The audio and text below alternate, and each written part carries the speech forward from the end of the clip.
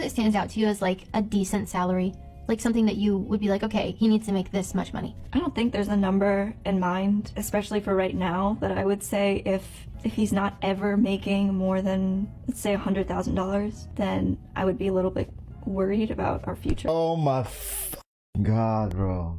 I would say enough to live a life of leisure, in a sense.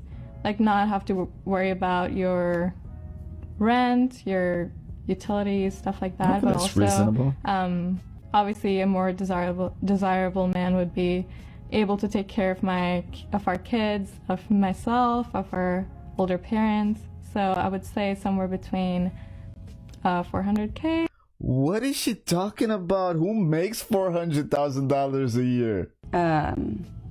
Yeah, somewhere around 80 to 100K in your mid-20s. That's so unrealistic. The fact that you can't even...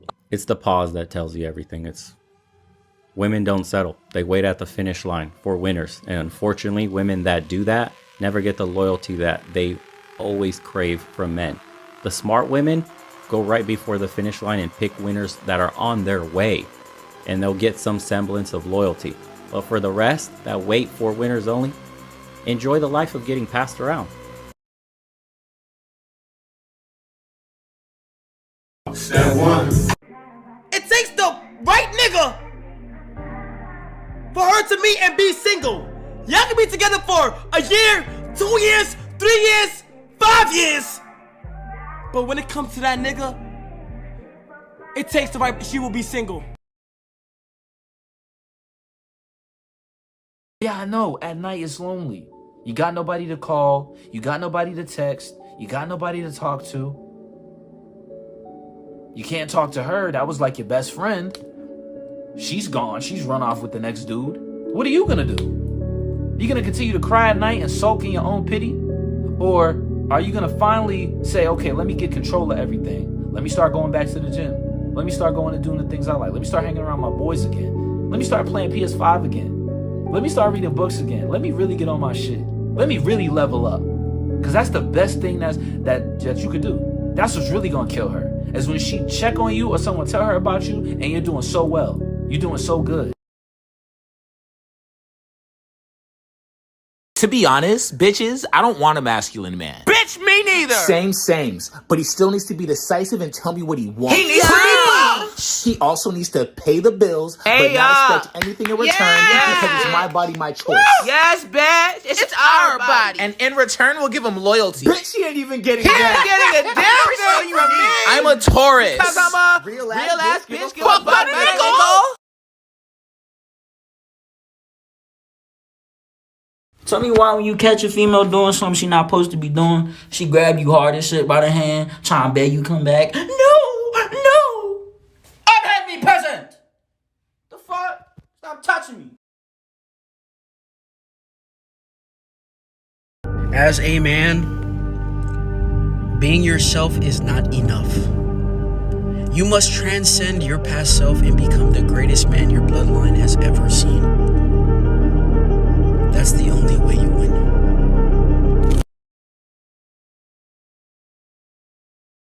What makes a man misogynistic? When he cares about your body count way too much.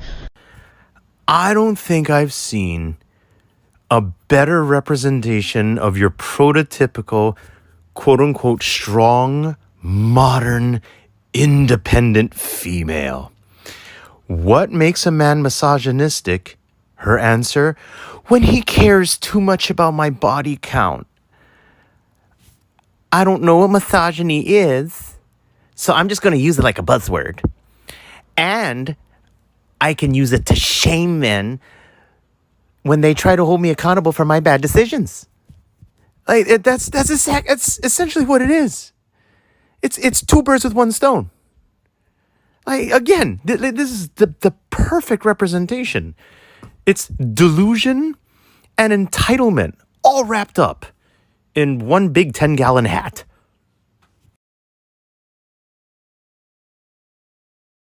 I'm 29. So in my early 20s, you know, I would date guys only if they were over 6 foot tall. And that was just like a really hot time in my life. This is why I was saying in yesterday's post that women sacrificing genuine desire in order to obtain stability has become something of an epidemic. Enough women now have done what she's describing. They spent their hot time going after the hot guys. She wakes up somewhere and realizes these hot guys are not going to commit to her. So she switches her focus to guys that she would not have gone out with during her hot time. The tricky part for men, however, is that a woman in this situation, she will be very sincere in her efforts at locking down a stable guy. She's going to make herself wife material. She's going to run errands for you, spend money on you. She might even cook and clean, do things she's never done for a guy before. And it all seems very appealing to a man. The problem, of course, is no genuine desire. What's this relationship look like in a couple of years? The sex is obligation when it does happen. Go see my post from a couple days ago about bored women. She's going to be one of the bored women. And basically it's going to be one big platonic mess. Be the first choice, man. If she went out with you back in her hot time,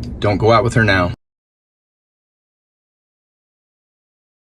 What to tell y'all, bro? I'm simply just better than y'all niggas, and I'm simply just more known than you niggas. You know why I got hella female friends? It's because I'm not trying to fuck them. Like, I ain't saying I'm old, but I've seen my fair share, and I'm saying, of women. And I've always not saying no. I'm a gambling man, you feel me? The odds of you being the best looking friend in your friend group is not in your favor. So yeah, they gonna keep coming to me for nigga advice. They gonna keep coming to me, you know what I'm saying, just for the jokes and shit, because I'm actually a fucking vibe. They gonna keep coming to me, you know what I'm saying, just for to be themselves, because, you know what I'm saying, I'm a real nigga, and I ain't trying to fuck them. But let me give you the key to the game, though, bro. Just fuck the friends. That's it. Don't fuck your friend. Fuck her friends. And it's going to be a happy rotation because, you know, women don't never keep the same rotation of friends. Hello. Key to the game. I'm trying to put... Hey! In America, you got men asking women what they bring to the table. Can she split the bill? Yeah, that is correct, and I'd like to explain to you why that's going on, my man. This is a side effect of what my generation witnessed to the generations before us. You see, I'm 30, and our grandparents had the concept of one man, one woman, one household forever. But my parents, so people between the ages of, I'd say 45 to 65, we saw what happened to those males when they did not ask that question. Because things changed here. Things changed for women here. See, if you're between the ages of, I'd say 33 to 23, that 10-year age gap, you have watched the generations of males before you love a woman with his whole heart. Give her everything, your time, your body, your energy. Give her a house, give her children. Completely commit to her in every way. And you know what happened? They lost. She's unhappy, and she left. Because it's good for a couple years, and it's nice when everybody's playing house. But then the reality set in that this is forever. And for the majority of women, that's what they wanted for a little while, but not forever. And they ended up screwing over their partner, and they got everything. They were allowed by our government to have anything they wanted. And then it becomes kind of a indentured servitude with the male, to where you have to pay alimony, you have to pay child support. If you don't know what alimony is, you have to pay for her lifestyle for the rest of her life when she was with you and she's no longer with you. So whatever that number was when she was with you, that's what you have to hand over a month. While she's got someone else's cock in her mouth. Dog, that is why men are starting to ask, yes, what are you bringing to the table? Are you self-sufficient to where if this doesn't work out, I don't have to pay for you to survive? Because it's very difficult to ask young men to participate in this system when the results just don't carry. And the sacrifice of personal freedoms, time, energy, body, and mind doesn't equate to happiness. It's only temporary. It's an epidemic that's plaguing this nation. But when an entire generation watched their fathers give, and give for no gain at all, it's hard to want to do that. It's hard to want to go down the same path and just click your heels together and hope it works out. That's why this is happening, my boy.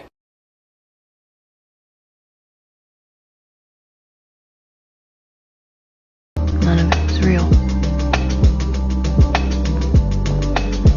This is exactly what I'm talking about, man. Look at the most popular video on my page. I told y'all, when you have constant access to your significant other and you talk to her 24/7, crap like this starts happening. You start sitting there feeling anxious, feeling worried, letting it affect your work, letting it affect your workouts, letting it affect your productivity because your girlfriend didn't text you back in 20 seconds. Like, imagine trying to explain to any of our ancestors, yeah, you know, the reason why I wasn't having a good day at work today was because I texted my girlfriend a meme and she didn't respond for 2 hours.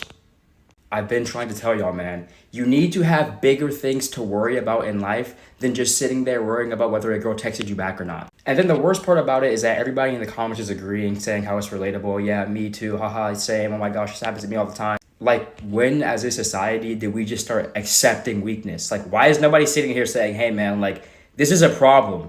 You probably should change the way you run your life.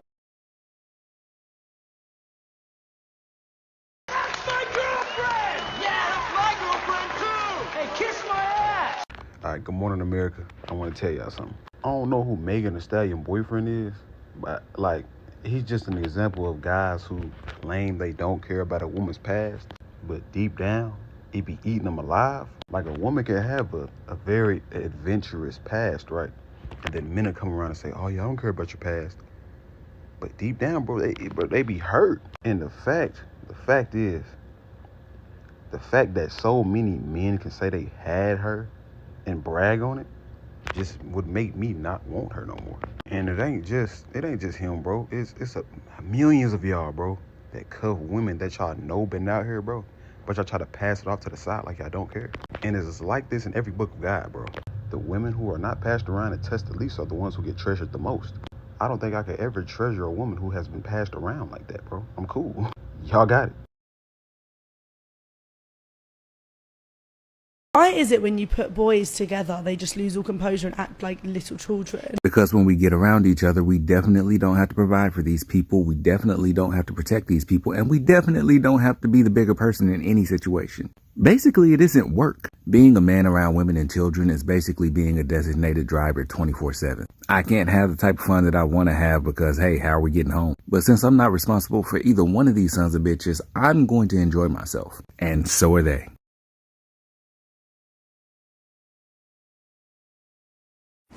If you ask that man for something and he say no, you never talk to him again. Y'all be like, how you ask him? Guys, don't expect women to empathize with you. Empathy is being able to feel the feelings that you're feeling, which is often confused with sympathy. Sympathy is just feeling bad for someone else's misfortune or situation. Empathy is literally putting yourselves in their shoes, feeling the feeling that they're feeling. How can women know what it's like to live as a man, to be completely unwanted, to have to earn everything? They can't experience being unwanted, fixing yourself, becoming great, and then everyone loving you. They won't ever go through that transition. It's like you trying to understand what it's like to be pregnant, to have something inside you growing, literally taking nutrients away from you. I can't even imagine. That's why they sound really stupid when they talk about, like, it's harder for a woman. They literally don't know, and they can't even imagine the situations that you're in. Every guy knows that you ain't shit unless you can provide value to the people around you. Everything is earned. Don't be bitter about it. Do not be making TikToks complaining about how things are unfair. Try to rationalize to them. They cannot understand it. Just learn to be better. Learn to accept things as they are, not as you wish they could be. That's life.